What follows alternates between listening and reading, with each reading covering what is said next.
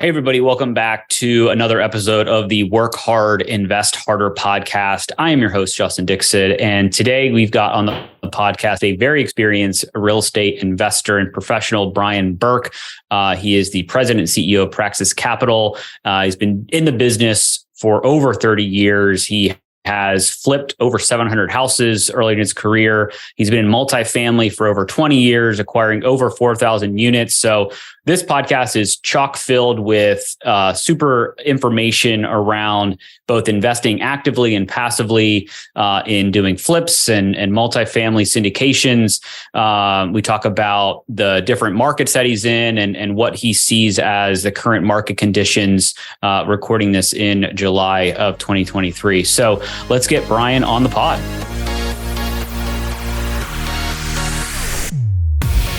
Do you love your job, but want other investment options than your company's 401k and trying to pick stocks? If so, you've come to the right place. In this podcast, you will get actionable information for your passive real estate investment journey. Welcome back to another episode of Work Hard, Invest Harder podcast. Here's your host, Justin Dixon.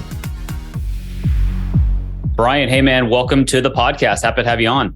I'm just glad to be here, Justin. Thanks for asking me by. Yeah, no worries. So why don't we jump right in? Give us a little bit of an overview of you and your journey. I know you've been doing real estate for a while, so kind of give us your intro and then we'll dig into some stuff. Yeah, 34 years is a little while, I guess. I started as a house flipper and flipped about, 700 and somewhere between 750 and 775 houses. I can't remember the exact number right now, but done a few, that's for sure. About 20 years ago, I got into multifamily and started buying apartment complexes in several states across the country. So bought a little over 4,000 units during that time and recently sold about 3,000 of those 4,000 units. Wow. So how did you get into it? Like what was and obviously you were a much younger person back 34 years ago, but how did you get exposure to real estate in general? And then, let's talk about some flipping because you did a lot. So let's unpack that a little. I was always trying to figure out how to make money. As a kid, it's like, you'd collect golf balls on the golf course and you sell them to where the golfers as they cross the cart path from one street to one side to the other. So that was like probably my first business. And then I started selling books where you'd take book orders by mail and then you'd drop ship these books. And one of the books that was in there was a book on investing in real estate. It was probably the worst real estate investing book ever written, but nevertheless, I figured it was my duty to read it if I was selling it. So I read the book and I'm like, oh, this is interesting. My 20-year-old self is like, this says you can buy real estate with no money. And I have no money. And it says you can buy real estate if you don't know what you're doing. And I don't know what I'm doing. So it was written for you, I guess, at that point. It was the perfect, it was speaking to me. So it was the perfect book. So I decided I might as well get into investing in real estate. What else am I going to do?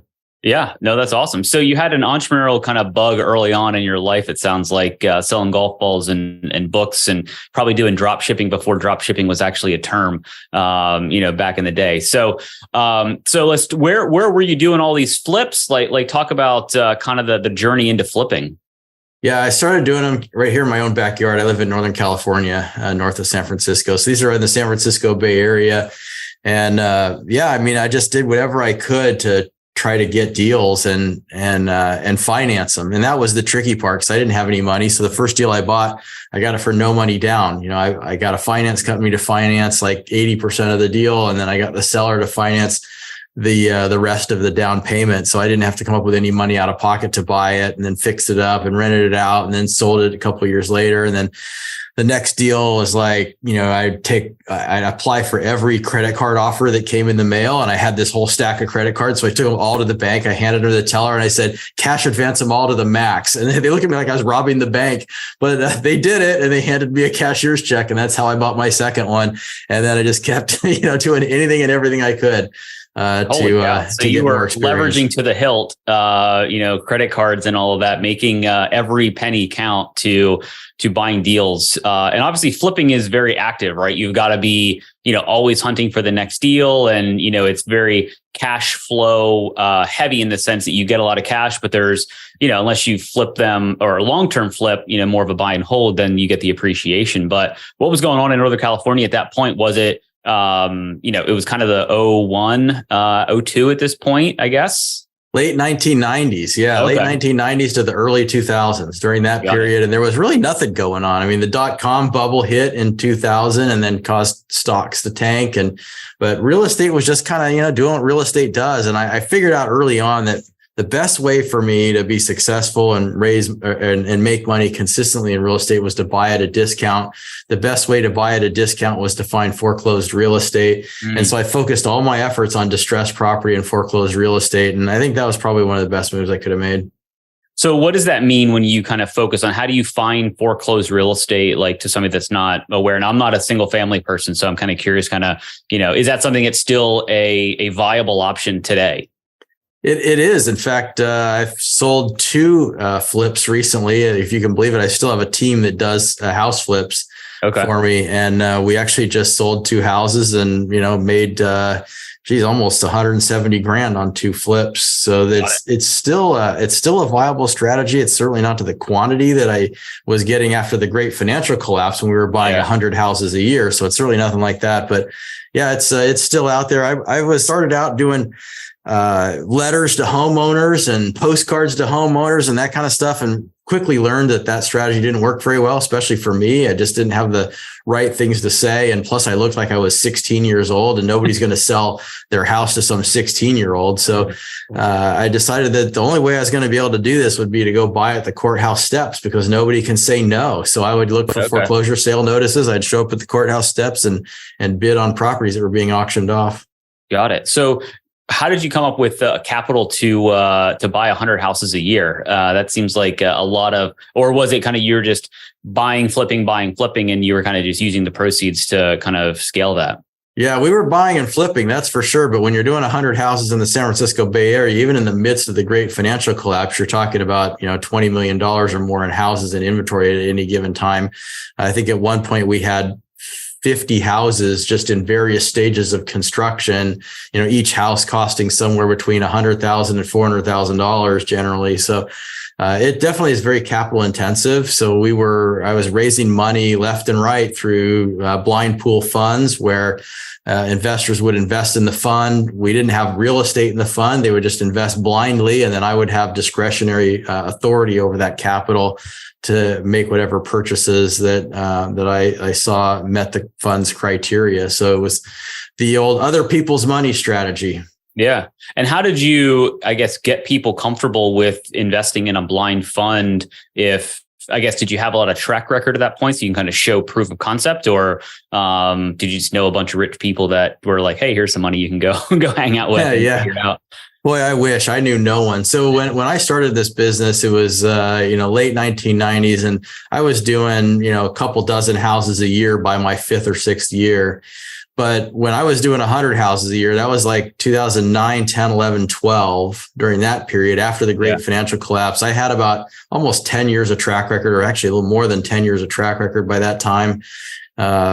And produced a lot of good results. And it was a really difficult time to raise money because everybody hated real estate. It's like, well, house prices just fell by 70%. And it's like, exactly. That's why we're buying them, is because they fell by 70%.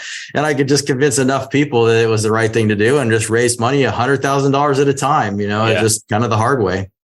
Yeah, no, it's interesting. I wish I had the real estate mind or mindset back in 08, because I graduated college 06. So I didn't have obviously a lot of capital in 08, but yeah, the housing crisis really caused me to be more leery than see it as a buying opportunity. Whereas, right now we're kind of in this high interest rate environment. So, could this be the right buying opportunity?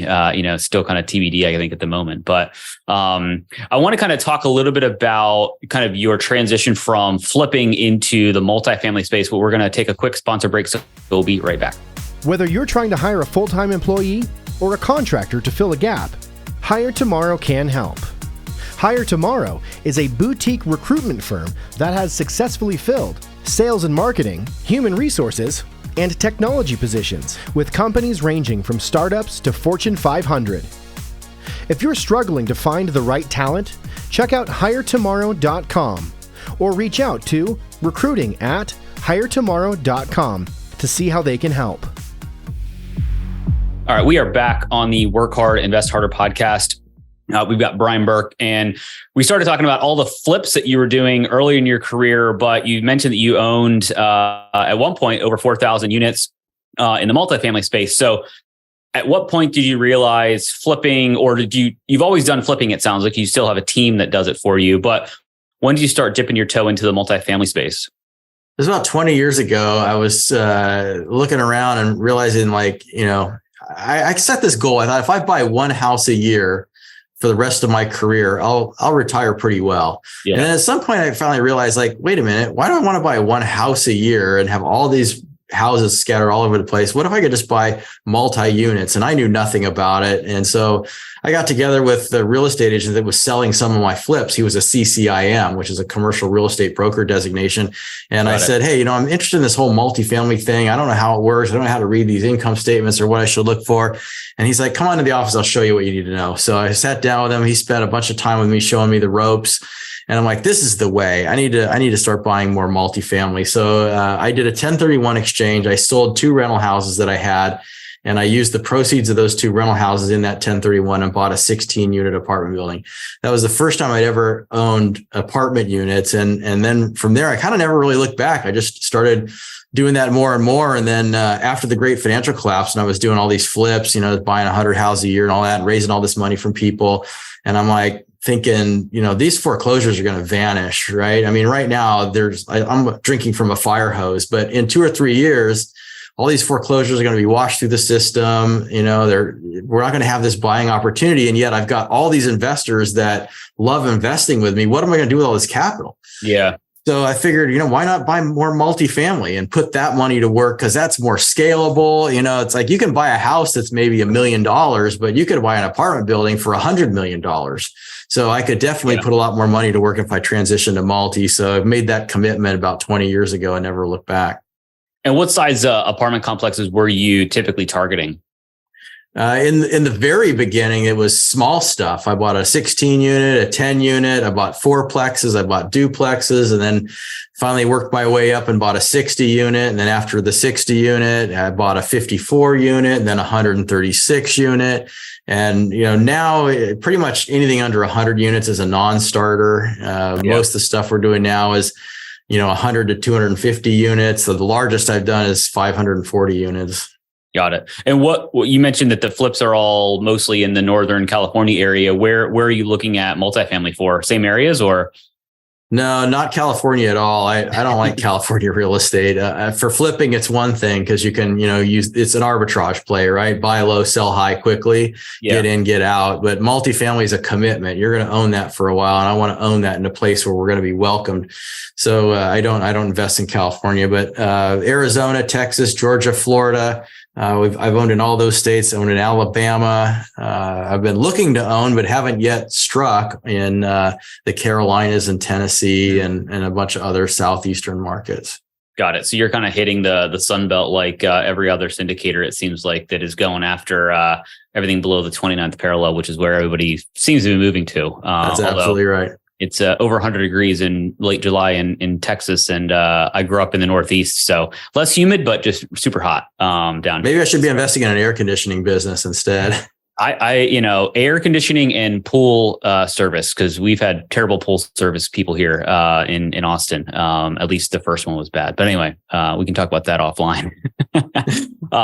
So you've started buying a bunch of real estate, and then I'm assuming you have a team, right? So obviously, multifamily real estate is a team sport. You've got to have people obviously with money. You obviously were raising capital for that. You obviously have to, have people finding deals and all of that stuff. So at what point did you start kind of realizing, okay, this is a business and I need to build a team around me that can take all the, other pieces of the puzzle off of my plate and, kind of spread the wealth around, if you will?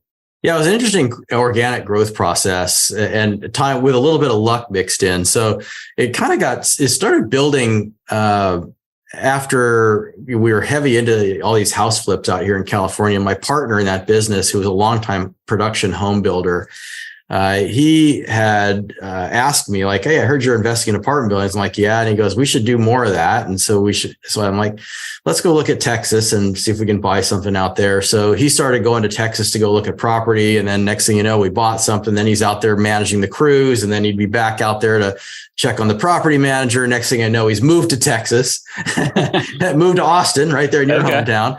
And then so we started buying a lot of stuff in Austin, Dallas, and Houston. And we built a pretty decent portfolio there. And I'm like, I really need to expand outside of Texas and go to more areas. But I'm, with the resources that we have, I'm just not sure how I'm going to make that work. And right as I was trying to figure all that out, a guy just randomly calls me and says, he was a friend of one of the guys that used to help me out with my house flips in California, believe it or not. This guy had come from the institutional space, multifamily institutional space. Yeah. And him and two other guys had long careers, over 100,000 units of experience between the three of them. And they were like, we're looking for a new opportunity. We want to be more entrepreneurial, get out of the corporate rat race. And my friend suggested I call you. And I'm like, it's funny you say that because I'm trying to figure out how I'm going to grow my portfolio. As it turns out, these guys had experience in like 40 of the 50 states, right? So now instead of calling a broker, they're like, "Oh, what experience do you have in Atlanta?" It's like, well, none. Now I could say, "Oh, our team has 11,000 units of experience in Atlanta," and it's a totally different conversation. So that's really what helped propel the business to a more national scale, is just getting the right team behind me that had experience in a lot of areas. Yeah, it's interesting. Sometimes when you think about, things that you want to do in your business or life, opportunities present themselves, right? They kind of just manifest right there. And that's kind of the same situation. You're kind of like, "Hey, how do I build a team?" And you get a phone call and their team comes to you. Yeah, exactly. It's the weirdest thing. Yeah. That movie, The Secret, it's actually true. I mean, if you think about where you want to go and somehow or another, the universe makes it happen for you. At least it did for me. Yeah, no, that's awesome. And so what's your situation right now? You mentioned that you recently sold off a bunch of units, 3/4 of your unit count. It sounds like, obviously fortuitous timing, selling them in kind of early 2022 before rates really started to shoot up there. So what's the operations look like right now?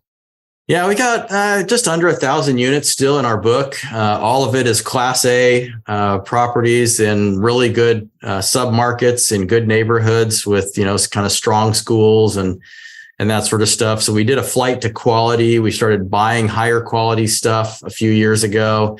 And when we sold off, the only thing we kept was our highest quality assets. And so now it just, the business looks like operate the hell out of what you got. Yeah. And wait for a better market to come by to start building that portfolio back up. But it was really good to get that exit because, as a real estate syndicator, you make money really two ways. You make money off of fees for finding deals and getting the financing put together and getting the deal closed.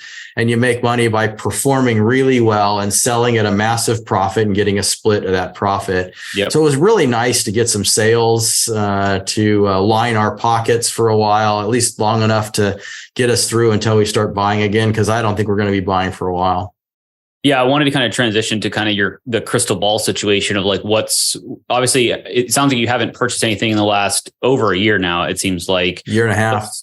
Yeah. What is are you seeing this now as rates seem to have I don't want to say leveled off because there's, always talk about potentially going a little higher, but are you seeing this right now as a buying opportunity, given that there is going to be a lot of the variable rate debt, the bridge debt that typically is the 2 to 3 year time horizon is going to be coming due, whether you're trying to refinance that or some people won't be able to just from a debt service ratio standpoint. But what are you seeing as is this the time to start buying right now or not yet? I don't think we're there yet. I think it's setting us up for a buying opportunity. I don't think the buying opportunity is really here yet. I think if we were real about what values are, there could be some good buys to be made, but I don't think anybody's really come to terms with where values are. Sellers certainly haven't. Sellers, and myself included, I'm a property owner. I don't want to sell at what the properties are probably really worth today. Yeah. So there's this big bid-ask spread where there's almost a total halt in deal flow because buyers think properties are worth a fraction of what sellers think properties are worth, which is a fraction higher than they're really worth. And so as a result, nothing is really getting done. So I don't see a buying opportunity yet, but eventually sellers are going to get pushed into a corner, especially the ones that have really bad financing terms. Yeah. When they get loan maturities and the lenders are increasingly difficult to work with, they don't really have any kind of way to get out of situation they've painted themselves into, then there's going to be some opportunities to buy. And when will that be? I don't know. I mean, I think 6 months, a year, 2 years, I wouldn't be surprised at any of those answers, but I can't call it yet. Yeah. And are you still like is your team like underwriting deals still to kind of, because obviously, I look every once in a while and I think just what you said, like there's still a delta between what sellers are asking for and potentially what reality is, or at least what I think reality is from a value perspective. Are they still underwriting deals and they're just obviously not finding ones that make sense? Or have you kind of said, hey, let's just pause on all of that? We did a pause back in early 2022. We completely shut off our underwriting flow in early 22. We actually started underwriting again in late 22, early 23. Yeah. And, now we're underwriting, but we're really only underwriting for the purposes of having our fingers on the pulse of the market. We don't underwrite anything because we think we're going to get the deal, or maybe even because we think we're going to write an offer. We just want to see, how close are we getting to the broker's pricing guidance? What happens to the broker's pricing guidance after 30, 60, or 90 days? Or has the deal actually sold? And if it did sell, what did it sell for? What was the buyer profile? And, it's all this is just gathering intel so that we can kind of better predict when it's actually going to be time to strike. If you're not involved in the market, you don't know the market. And if you don't know the market, you shouldn't be in the market.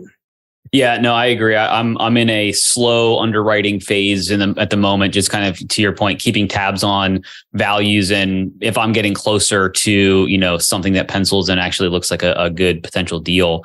At what point, I guess some of my audience are more kind of the passive investor. They want, they have a job there, or they're, self-employed, they make good money, but they want to find other options outside of just the stock market and their company 401k. If somebody, hasn't invested passively in a deal, like what's some advice you would potentially give them to find a good operator like yourself that, they can, put 50, 100 grand with and, feel as comfortable as possible, that's going to come back to them with some friends, in a year or, a few years. Well, it all comes down to that sponsor's track record and their integrity and their moral character. There's a lot of factors surrounding that. In fact, I wrote a 350-page book that essentially is written to tell passive investors how to invest in passive real estate offerings, because it really is that complex. They call it passive investments, but really you're selecting the sponsors anything but passive. That's a very active process, and you have to decide who you want to invest with. After that, you can get passive. So it's really about finding that right group that has projections that make sense, that has a track record of success.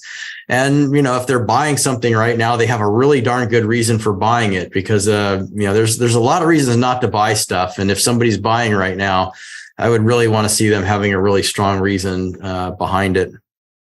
Yeah, no, I can attest that the book is good. I own it, actually, The Hands-Off Investor, an Insider's Guide to Investing in Passive Real Estate Syndications. So it was one of the books that I kind of helped me on my initial journey when I got started in this game 5 years ago. So definitely excited to have you on the podcast. So I appreciate the wisdom that you put out in that book. So if anybody hasn't read it, I definitely highly recommend it. I'm assuming it's still out there and available in Amazon and all the other stores and all that. So track record is one thing, I guess. How does somebody, there's a million and one syndicators out there, right? So, and social media makes everybody look like they're rock stars and they're buying houses and apartments and flips and whatever they want to do. So how do you kind of sift through some of the noise, to try to make sure that you're finding the right person? Obviously, if they can show you, hey, we bought X, Y, and Z deals, and here is the actual returns. But some of it is a little bit of, you have to have the right personality and the right culture fit and all of that. So, are there any other pointers you can maybe give around or knowledge that they need to get as a passive investor? Because, like you said, passive investing isn't as passive as people think, at least in the front end, right? You've got to be able to at least understand some of the lingo and jargon around multifamily or whatever asset class, frankly, that you're getting into. Yeah, I mean, one of the things I look for, because I'm a passive investor as well as an active investor too. I invest in other deals as well, and one of the things I look for is I want to see that they've been through a market cycle and survived that market cycle, and kind of see what happened during that market cycle, that adverse market cycle, right? Yeah. So, I've been doing this now for 34 years. I've never lost a dime of investors' principal, and I've been through some really, really bad markets. Yeah. So, that to me says a lot, right? Yeah. It also says, you want somebody that is fairly well known. I mean, if they're a complete unknown, then they don't really have any skin in the game, from the sense that they could totally, raid the corporate coffers and take all the money and disappear, leave the deal hanging, go into foreclosure, and then pop back up in a year with a different company name, a new flag and a new logo, and start all over again and do it again, versus somebody that has a well-known name could never get away with that. Like, I could never do that, because, we'd come back and they'd be like, oh, that's the guy that blah, blah, blah. Right. I mean, it's like somebody that's been around a while, really, if they've been able to last that long, it's because they're doing something right. So I want to see somebody that's been around the block a while, and preferably someone that's actually been through an adverse market cycle and survived it. Those are some big things that I'd be looking for. No, that's actually really interesting. I haven't thought about the adverse piece of it, because, the market, if you bought a deal in 2018, 19 and sold it in 21, you would look like a rock star, because everything went up and to the right. Rents went up and to the right. Cap rates actually went down, compressed, which is good. Which is interesting. And so I guess the thing I was thinking about is, if you don't have that track record, if you haven't been through an adverse cycle, and you are trying to raise money, what do you think is like some good advice to the other side of the coin when you're trying to build that track record and you want to do this, as a full-time gig, or even, maybe 3/4 of a time gig? How do you kind of build enough credibility to raise the money necessary to take down some of these bigger deals? You have somebody on your team or your advisory board that has that experience and knowledge, that can bring some of that level-headedness, so to speak, into the equation, because, it's very easy to be exuberant or irrational exuberance in the earlier part. I mean, I remember the first 10 years I was in real estate, I felt like a kid in a candy store, but after a while of doing this, you actually feel more like a long-tailed cat in a room full of rocking chairs, and that's really the guy you want investing your money, or at least you want to have somebody on their team that thinks that way, because this isn't really a kid in a candy store situation. Real estate is kind of like a loaded gun. It can save your life, or it could kill you, depend upon how it's used. And, you want somebody that understands that and treats it with the respect it deserves, because you're absolutely right. I mean, if you timed it right, even a robot could have made a ton of money in multifamily real estate, depending on when they got in and when they got out. Yeah. And one thing that I see is kind of the flavor of the 2023 year is kind of, I've been calling it the year of the operator, because, a lot of deals aren't selling, the market isn't bailing out bad deals, or if you overpaid or whatever. What are some of the things that you do from an operational standpoint and an asset management standpoint to, one, communicate to your investors the good, the bad, and the ugly, right? Because obviously, if I'm an investor, I'd rather know bad news than no news. But, what are some of the other operational things that you do when you do take over an asset and maybe there are some hiccups, throughout that, renovation or hold period? Well, the first thing you have to do is always communicate with your investors what's going on. I mean, if it's bad news, good news, whatever, just tell people what it is. I mean, a lot of times people have this hesitancy to share bad news because they think, oh, our investors are going to think we're idiots. It's like, no, your investors probably have deals with other sponsors too, and are seeing the same thing. And now what they're doing is they're comparing how you're doing with how they're doing. They're comparing how you're communicating versus how the other sponsors are communicating. So the bad news is out there and they already know it. Yeah. If you're not saying it and their other sponsors are, it's not going to make you look good. So it's really important to keep people apprised of what's going on. But really the success or failure of a deal, in my opinion, the success or failure is written on the wall before the deal ever closes on the purchase. Because if you finance this thing with 90% LTV, high leverage, short maturity, bridge debt, with, risky, and lofty projections, the thing is doomed for failure. I don't care how good of an operator you might turn out to be. If the market turns against you and that rising tide doesn't lift your boat, you're gonna sink. One of the things that we've always prided ourselves in addition to having a really strong operational team that really knows what they're doing, but is to structure the deal properly going in. We tend to use lower leverage debt with longer maturities so that, we have a lot of extra cash flow that when things aren't going well, we can absorb that. I mean, we may have to cut off distributions, but we don't have to hand the property back to the bank. That's the way we try to set ourselves up. And it's kind of like, if you look back to 2008, the people that got foreclosed and failed were the people that had way too much debt. And the ones that got through it were the ones that didn't. Yeah. Now that we're recording this in late July 23, obviously it sounds like you guys have been kind of on a pause from a buying perspective in the multifamily space, doing still some flips, it sounds like. Are there any other asset classes or anything else that you're looking into now that you have the time to kind of pick your head up and see what other asset classes or anything that's out there? Not really. I've kind of already been there and done that and got that t-shirt, and 20 years ago, I'd done everything. I'd built self-storage, a resort hotel, developed single family. I did land development and subdividing. I mean, I've kind of tried everything and realized that it seems like every time I stray out of my lane, I get sideswiped. So it's a lot easier for me to just kind of stick to the lane where I found that we're really good at. And if I don't see any opportunity there, I can just wait it out. So I'm more in that mode. I'd say in terms of asset classes and kind of getting into that kind of different strategies. One thing we are doing, which is a bit of a departure, but kind of not, is we're buying real estate debt. So we've launched a debt fund, and we're actually acquiring bridge notes that are made to real estate investors for the purposes of flipping houses and apartment buildings and that sort of stuff. Shorter term bridge debt. Okay. So we're buying up some of that just because for me it's kind of twofold. One is, you mentioned earlier about investors, wanted to keep them interested, and they need a place to invest their money, and they're looking, where do we go? I don't like stocks. I want to be in real estate. This allows people a way to stay in the real estate game. It's cash flow day one versus value add multi where it's cash flow day 400. Right. It's more immediate, and somebody else's money is in first loss position. And with today's risk profile, that's really where I'd rather be. And we're going to do that for a while. And, eventually the real estate market will have a new flavor, and we'll find a new strategy of getting back in. Yeah, no, I'm also always curious, kind of people that have done it for a long time, like what kind of keeps you motivated? Like, what's your why about the real estate game and continuing to do this for, 30 plus years? Well, I've got a lot of investors that depend on me to perform for them. And, we've got thousands of investors that have invested hundreds of millions of dollars with us.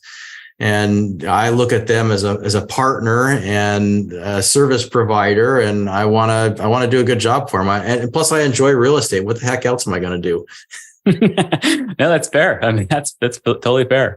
Well, no, this has been amazing. I want to kind of wrap this up the way I wrap everything up. I've got a 3-pack of questions that I ask every guest. So, I guess what's one piece of advice that got you started or helped you on your real estate investing journey?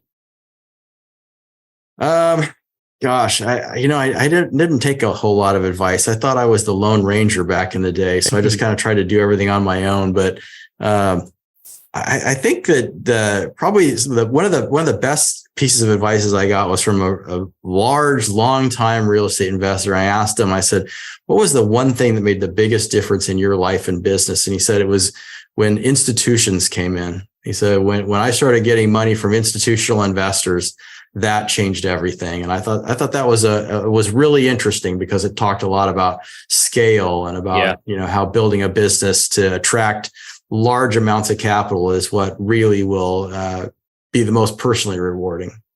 Yeah, if you can raise, 100 million from an institution or versus 100,000 from one person, it takes a little longer for the institution, but once you get that big check, it's there for you to kind of go do with. So that makes a lot of sense.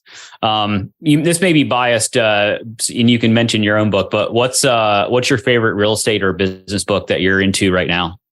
Gosh, I haven't, you're going to hate this answer because I haven't read many books in a long, long time. And when I do read a book, I rarely read a real estate book.